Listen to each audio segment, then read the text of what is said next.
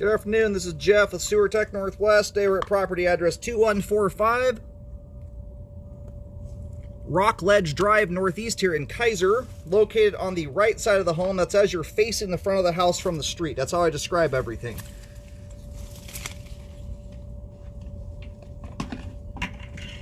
Now we're going to check the overall condition and serviceability of the sanitary sewer line. Water's running. We'll zero out at the base of the clean out.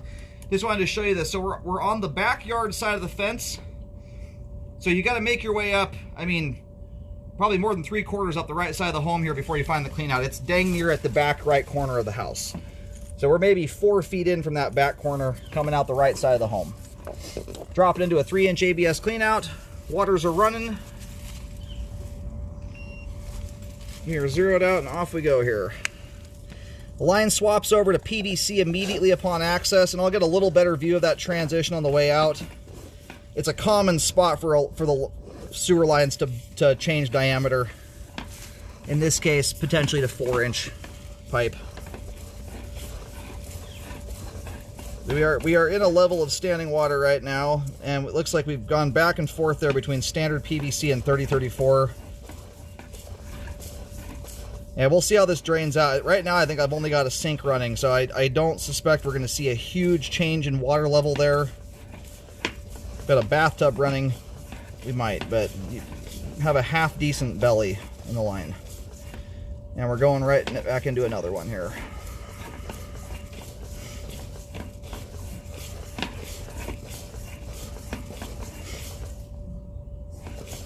And we'll see how this all drains out at the end.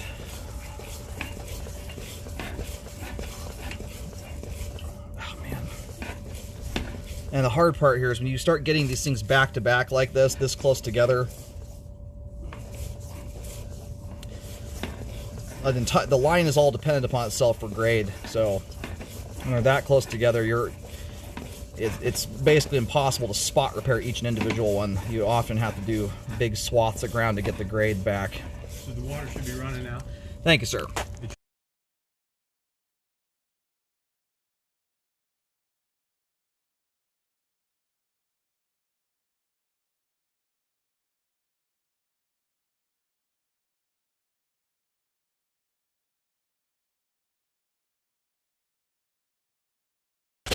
Now this thing must be, I was hoping this was going to shoot to the rear property line and take advantage of the natural slope. Anytime, and this house doesn't sit way below grade, but most sewer lines that come out below street level, the propensity for them to have settling issues like this is very, very high. Even if the main lateral is 20 feet deep and you have 10 times the room that you need. I'm sorry, my camera is oriented kind of goofy in this line. I apologize.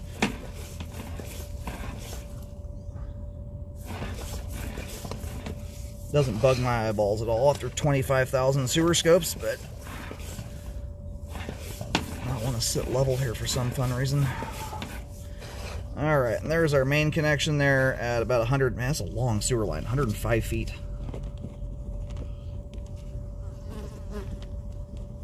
We're going to go do some locating here.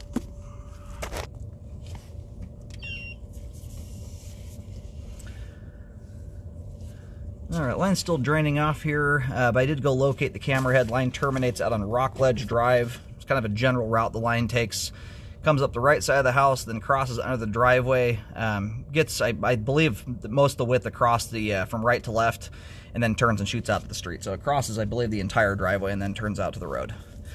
And I did put a reference mark out there in the street. It's a green T marking, and it lined up perfectly with the city's locates, which often are not the case. Usually the city, they're not always the best locates in the world. So anyway, we're gonna let this line drain off here completely. Very, very shallow main lateral. You're only about 4'9" to 4'10" there. The average main lateral, just so you understand, is usually around 7 to 8 feet deep, if not deeper. So part of the trickiness of this one is you're sitting below grade. You have a very shallow main to grade the line to.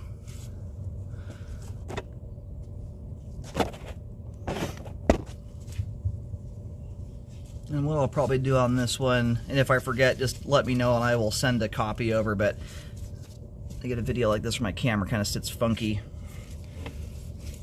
what I can at least do is, on the video editor, flip the image 180 degrees or 90 degrees and send one over that's oriented a little bit different, in case that's helpful for your eyes.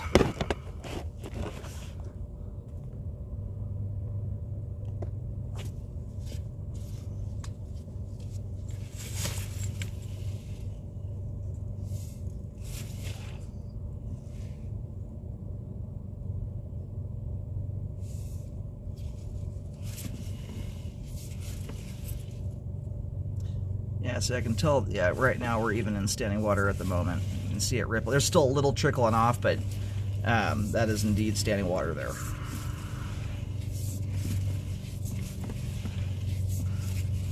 And this line has had a kind of an interesting hodgepodge of pipe materials. So there we're up over an inch of water.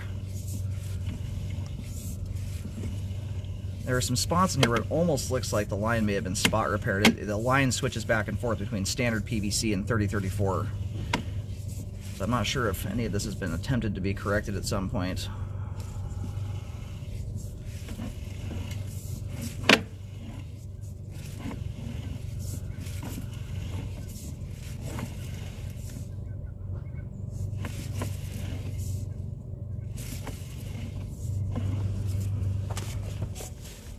Alright, we're still under the roadway right now. Line's cutting across the road a little bit of an angle.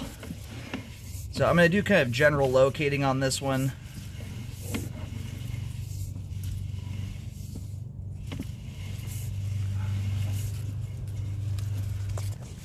Okay, so right now my camera is sitting just barely past the street curb. You'll see that line cuts into the road at a pretty hard angle. Usually don't see that a whole lot, lines crossing streets at 45-degree angles, but this one does.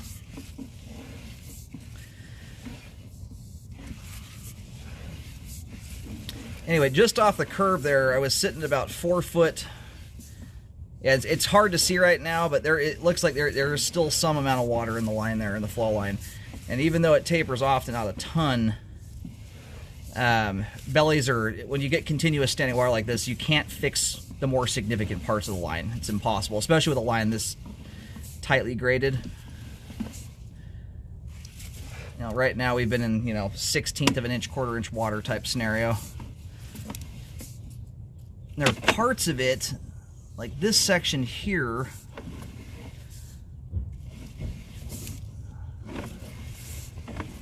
that look like they drain off reasonably well.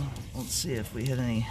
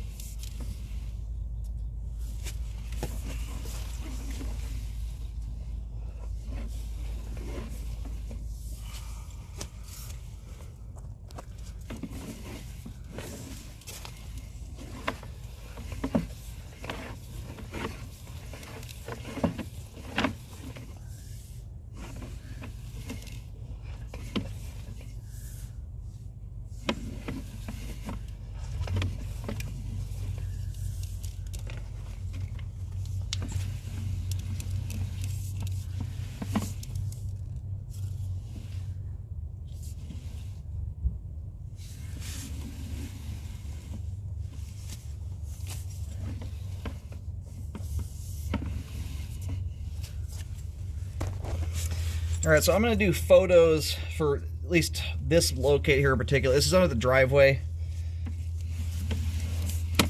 You'll see in my photo the orientation the locator is aiming at is aiming straight at the locate just off the street curb. That spot right there is about 2 to 3 feet in from the right side edge of the driveway, about 3 foot 7 inches deep. So this section here, it almost looks like it may have been spot repaired at some point. You usually just don't see that transitioning back and forth of different types of PVC unless the line's been repaired.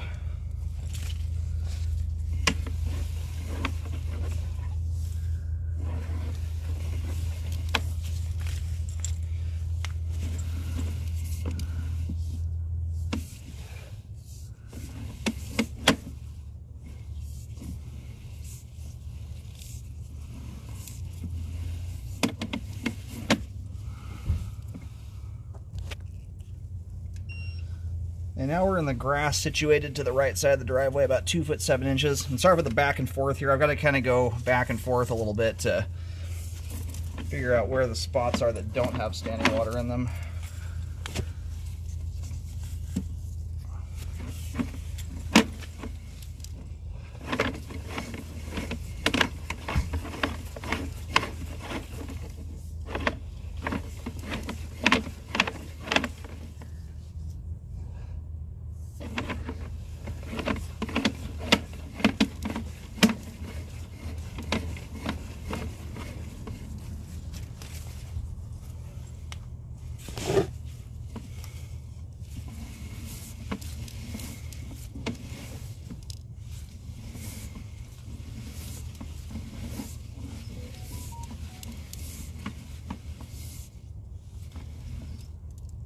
So there's a span kind of going across the driveway area that looks reasonably well graded. The trick of this one, going back to the tight tolerances, this is why I would have a repair company assess for how to exactly do it best.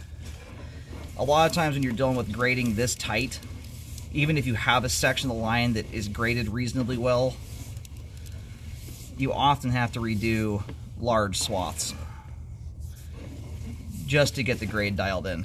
These are trickier lines, ones like this. Yeah, so right now we're coming up the side yard area. And a lot of my locates are going to be pretty sprawled out just because, you know, sections like we're in right now, you go in and out of the standing water. I'm not going to map out each individual one. It just, for the purposes of doing repairs on this kind of stuff, it's just not how you fix them. So I'm going to pull back to basically where it begins, and you'll see the marks. But this is one that a repair company really needs to come out here and put eyeballs on it. Look at the depths, what you have to work with. Okay, we're back now.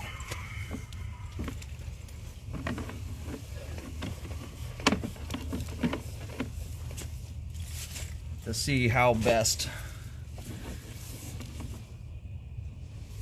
to do something like this, but it would not surprise me one bit if most repair companies tell you they're not going to be able to guarantee they get the belly cleared out of it without doing basically the whole line.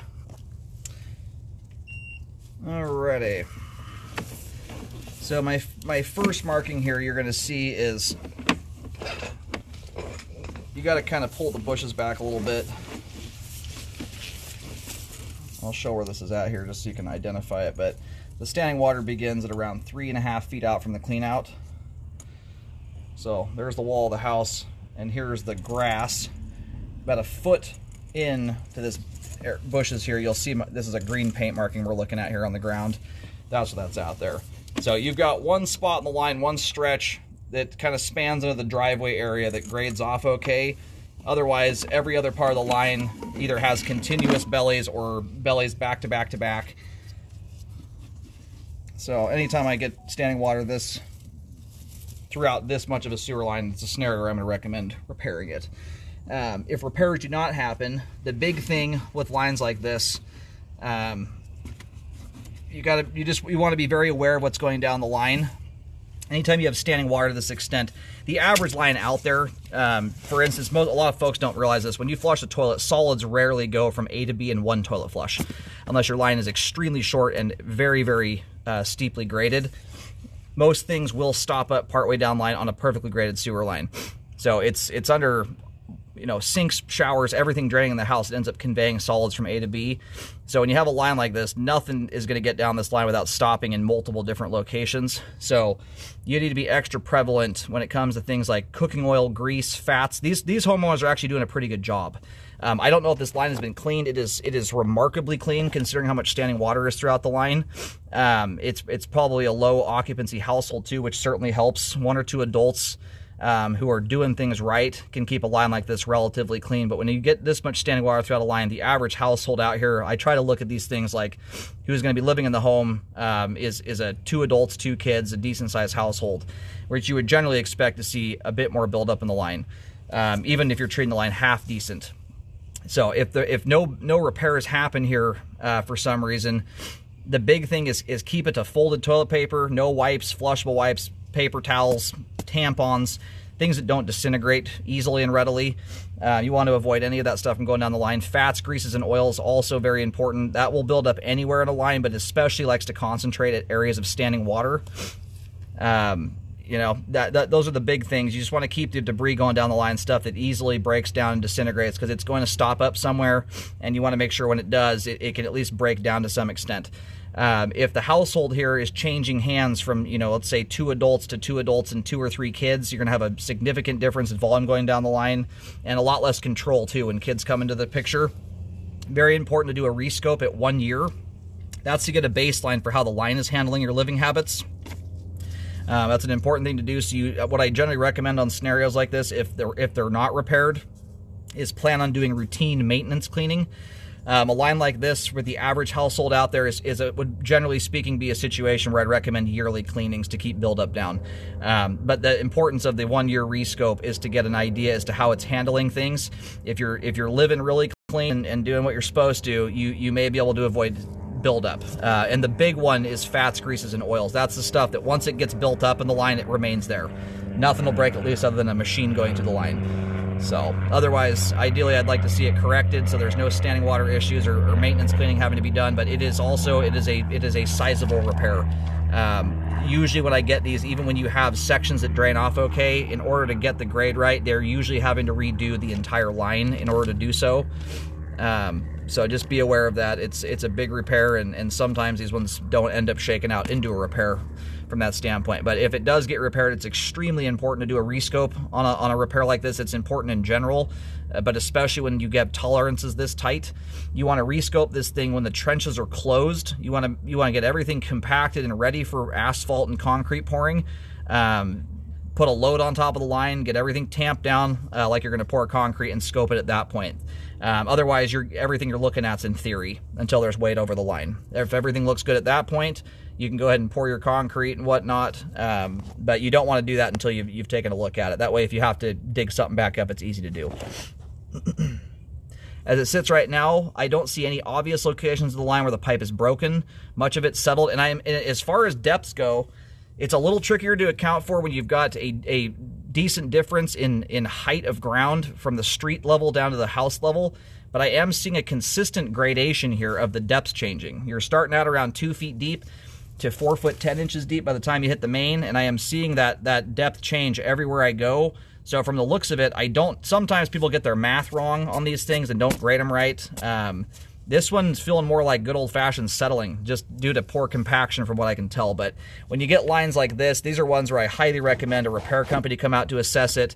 I've kind of done some general locates on this thing. You'll see markings at the main, at the curb, on the right side of the driveway, and then leading up the side yard. So just to give you kind of an overall view, but it's one a repair company needs to assess to see how best to accomplish it. There's a way to avoid as much concrete repair as possible. That's ideal. It's just tricky to do in these cases.